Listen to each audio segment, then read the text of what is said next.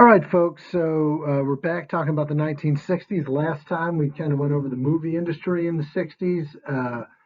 Make sure you get your guided notes out for the 1960s here as we continue to work through. I know it only goes through television, but there won't be too much additional stuff from the other thing we're going to talk about today, which is sports in the 1960s. Although I do want you to take some notes and have some information on uh, some of this stuff. And then hopefully between tonight and tomorrow, I'll send you another set of guide notes and we'll finish off the 60s probably in the next day or so. Anyway, so last time we were talking about the movies and how the movie industry changed during the 1960s. What we're going to talk about today is a little bit about the advent of television and the influence of television and sports during the 1960s and how that began to change. So let's first off talk a little bit about some television programming from the 60s. First of all, early in the decade, you still see a generally majority of television programming is still very family oriented.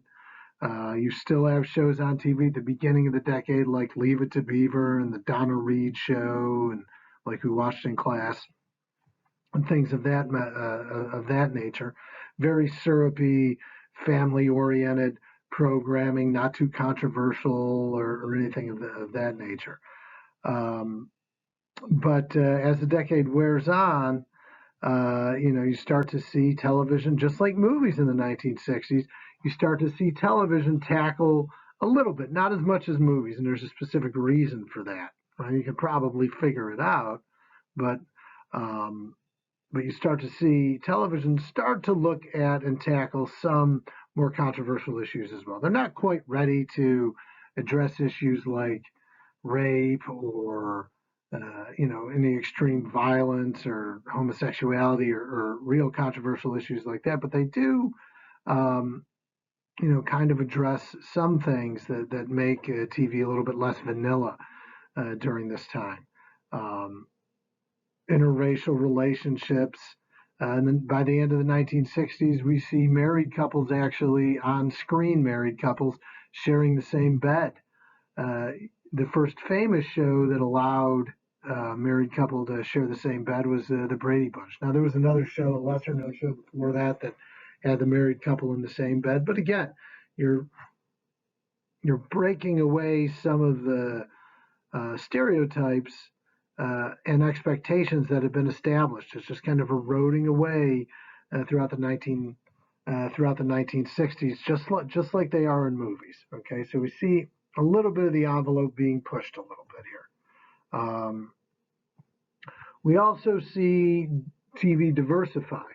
So in the beginning of the 1960s, there were as many as 18 variety shows on television um, during that time period. Now, that doesn't sound maybe like a lot, but keep in mind, in the early 1960s, we had three channels, CBS, NBC, and ABC. So between the three of them, there are 18 variety shows. Those are shows like the Ed Sullivan Show and the Milton Berle Show and some of the excerpts of ones that I showed you before. Uh, so you see those shows are really, really popular.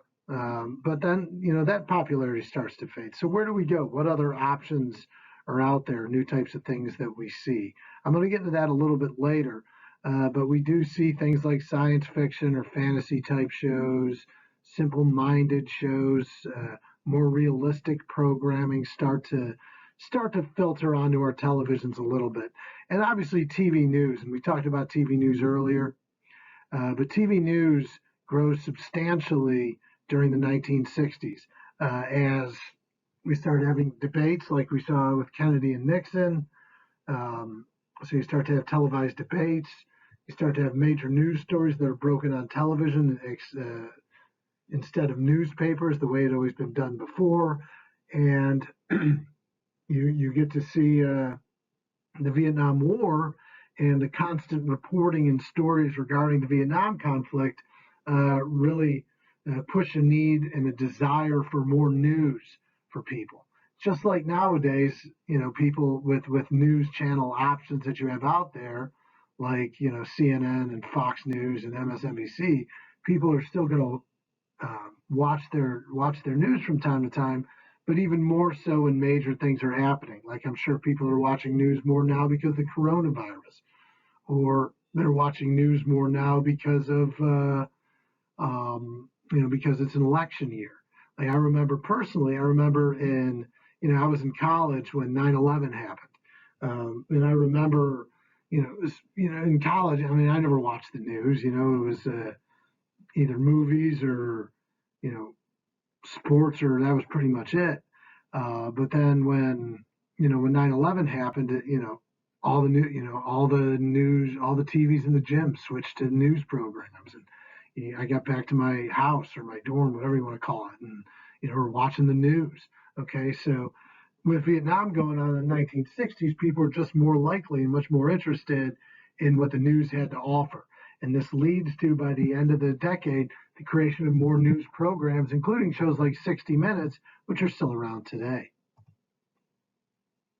Another popular thing that we saw in the 1960s grow even more were copycat shows. Now, we talked about this a little bit from the 1950s, but copycat shows were basically shows where one where where one network had a show that was popular, so you see the other networks make similar shows that seem very much like the same type of show on another network. This becomes even more prevalent in the 1960s, and we still see it today. If you watch TV today, if there's a show that's really popular, then there's going to be other shows on each station that's kind of covering the same type of thing, right? Whether it's police shows or legal shows or certain types of comedies. I remember when they did kind of the first Bachelor type show. This was like 2003 or four, where they did one of these, a guy and a bunch of girls, and you know how the Bachelor works. All of a sudden, every network kind of came up with their own version of the same type of show. That's a copycat show, and they still do it a lot today, in all kinds of different ways. It's a little bit different now because you can do them on streaming services as well, like Netflix or Amazon Prime or Hulu or whatever. But we still get the copycat programming too. Okay, so let's take a look at some of the popular genres and programs from the day. I'm sorry this text is a little small, but hopefully you can see it. So we still have Westerns. Westerns throughout the 1960s still remain very popular. The most well-known are probably shows like Bonanza, Gunsmoke, which I don't have listed there, Rawhide. That's where Clint Eastwood kind of became famous. So these shows are still very, very popular in the 1960s. Again, talking about that rugged American individualism and the importance of that. So you still have, really throughout the entirety of the 1960s, Western programs are still very popular. One of the biggest examples of copycat programming during the 1960s were these rural-based shows. Rural shows were basically shows that, they also called them hillbilly shows, like the Andy Griffith Show or the Beverly Hillbillies, shows like that. And these were shows where you took, kind of people that were from rural areas or country bumpkin type, less educated, more simple type people, and had half-hour situation comedy shows kind of about their view of the world and how it's just a little bit more simplistic than, I guess, the more hustle and bustle of city life and typical suburban family life that we got in the 1950s. These shows were among the most popular shows of the entire 1960s. In fact, that Beverly Hillbillies, I believe, by the numbers, by Nielsen ratings, was the most successful show of the 1960s. This is another example of copycat programming. The Andy Griffith Show came out in like 1960 or 62, something like that. It was a big hit on, I think it was on,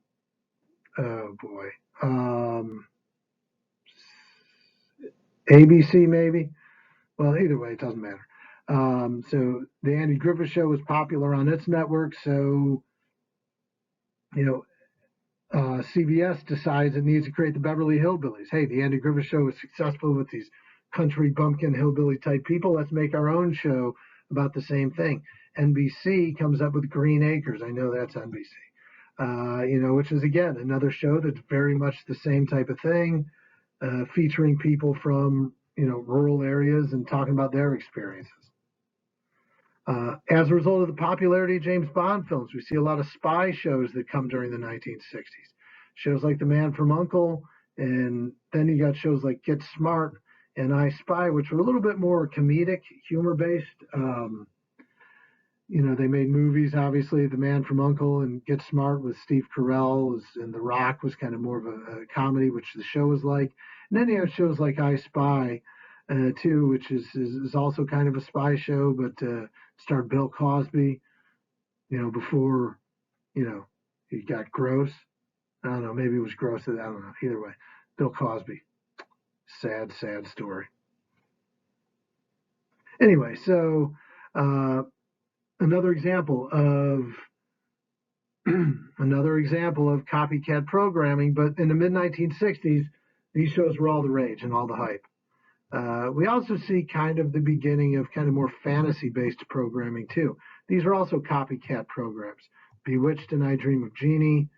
Then you have shows like The Addams Family, which leads on one network. Again, I'm not sure which one, which leads to a show called The Munsters.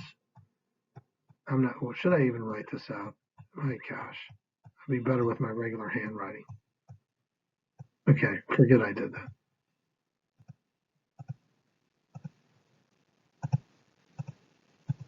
Whatever. Anyway, so you get shows like The Addams Family, that's successful. Another channel makes up a program like The Munsters. We also see shows about space that get to our fantasies about space and things like that. Obviously, in the 1960s, we're all about going to space and having the space race and all that stuff.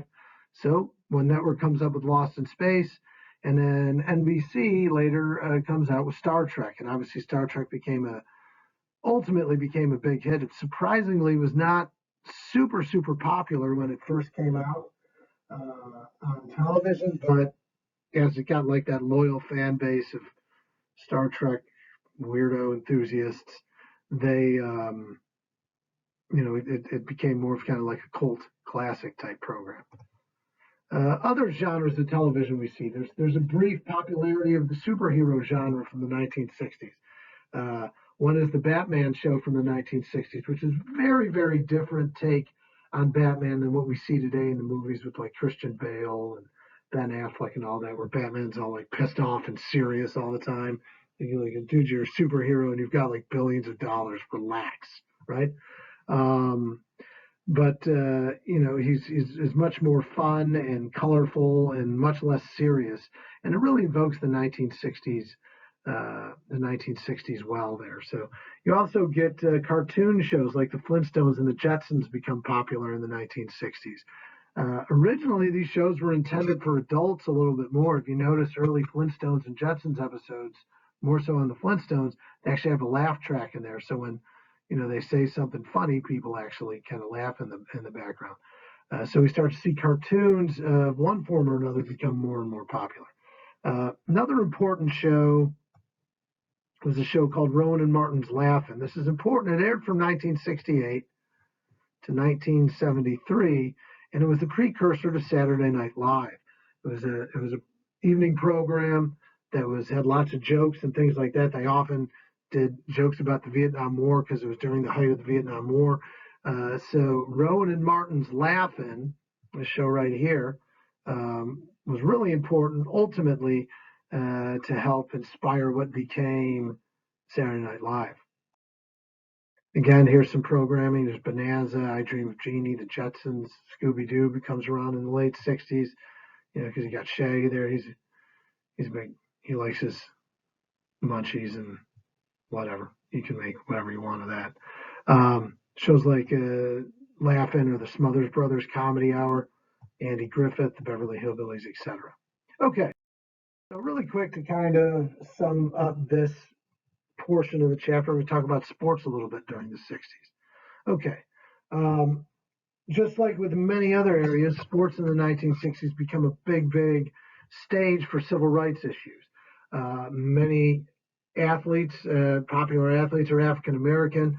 They have a voice because they're popular. Therefore, people want to listen to what these athletes have to say. And for the 1960s, it's probably the first time, in particular, African American athletes felt comfortable, speaking on controversial issues like civil rights and things of that nature, the Vietnam War, etc.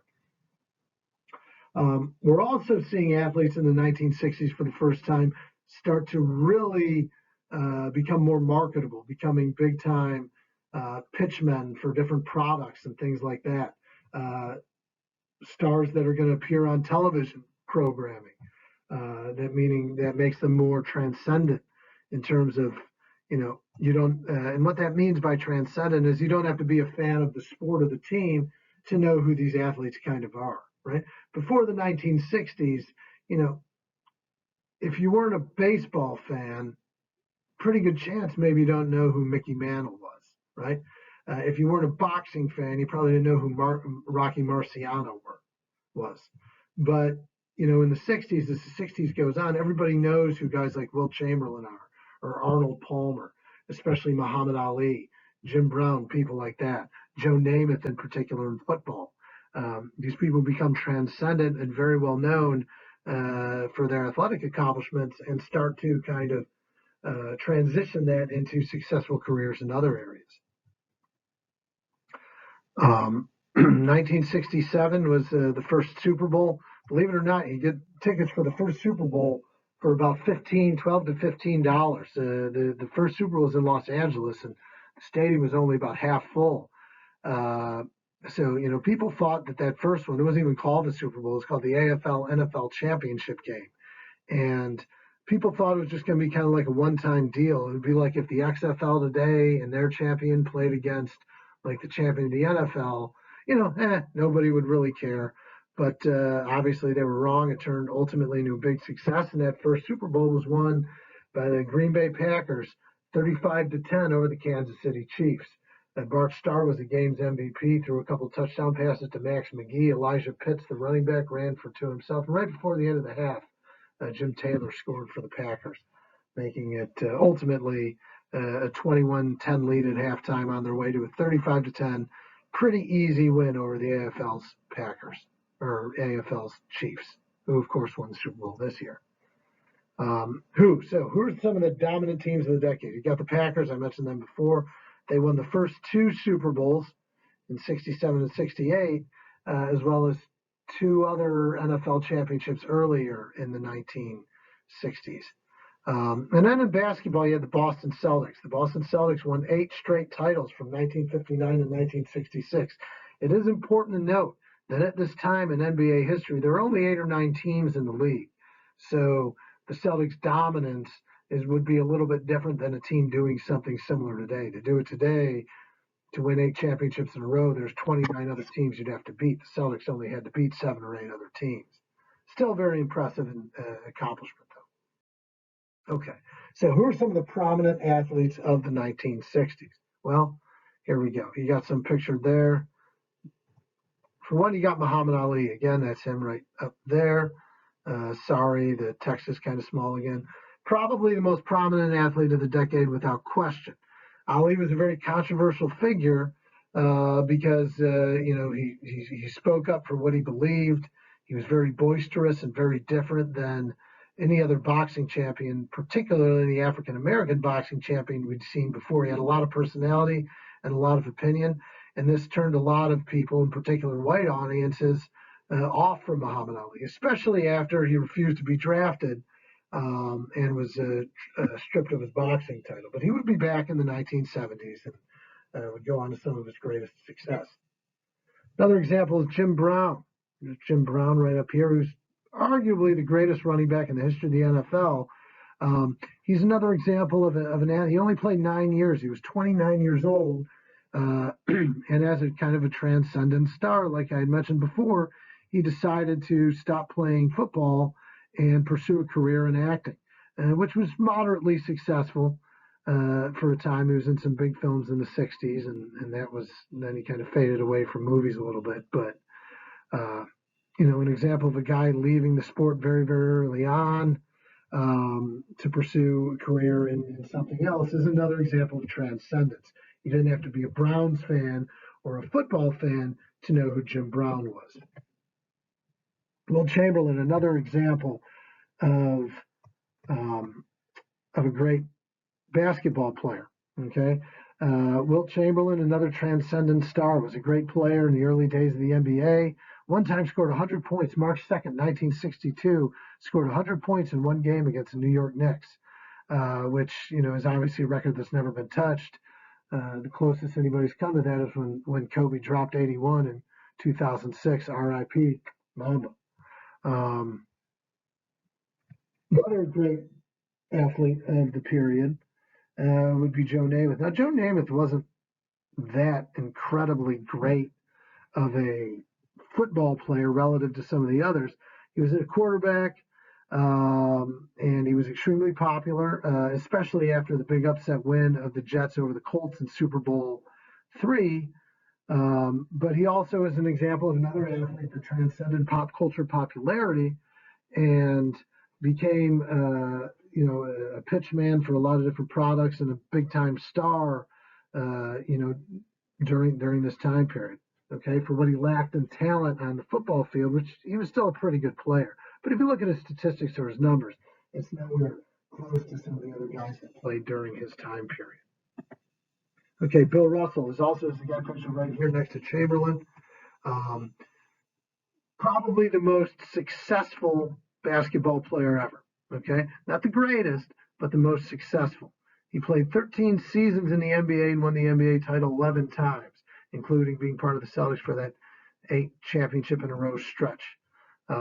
He was also a very educated and intelligent man, and became a major voice for African American civil rights, and remained so, in the times to come after his career was over.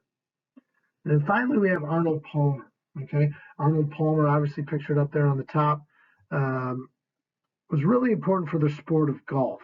He helped make the game really more popular to the average American. He had a humble upbringing, and golf was always a sport that was, supposed to be just for, country club members and rich people.